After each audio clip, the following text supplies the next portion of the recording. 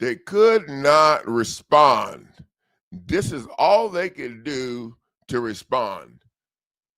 That provided the summons served by the special process server, who never served Henry anyway, because Henry had a stroke, was in the hospital, and his wife had passed away before that.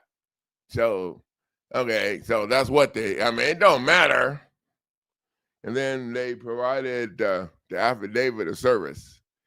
That's all they could file in the case. But see, they filed this like on the 6th, and they didn't send us copies of this. Oh, so if they couldn't answer and this is all they put in there, then they're toast.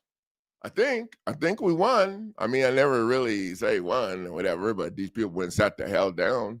It looks like, because they ain't answered nothing. So, so we're gonna go in next week with we was just there yesterday. Or I think it was yesterday. I didn't know what day it was. Yeah, yesterday.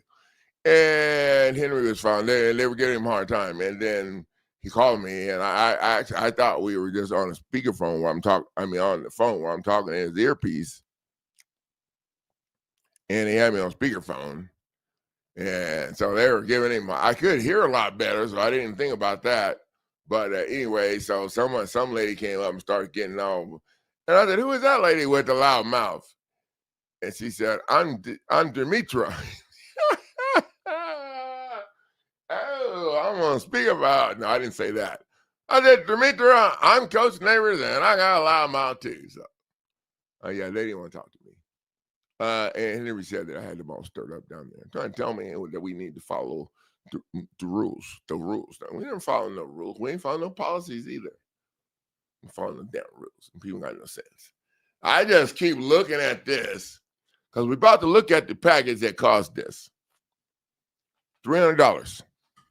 $300 package is jammed up, and we got some other people at the gate, at the door. We got Nikki at the door. She's in New York, and she had to take and put her big girl pants on and boots and went down there and figured out how when the first day she left and they jacked her over, and she figured it out. She was on top, and then she went down there the second time and she started talking some trash. And I think the third day she went down there, she paid for the premium service that I have, and I actually emailed them a letter and all the documents that she's going to be filing. I emailed it to them from my business email address. Bam! Yeah. And she said they had a whole little different attitude when she went down there today. Got all her stuff put the way it needed to be. So she lined up in the same position Henry was in. And this is going on.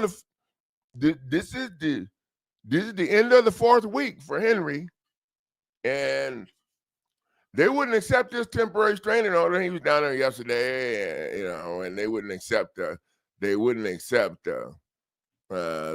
notice of preservation, which is the document that you jam in their face after you file the RICO that lets them know that you're going to be seizing their property and then all their stuff that's connected to the reason. Oh, it's hot.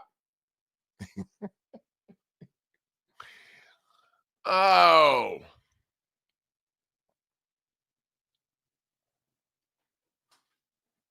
So they didn't take that one.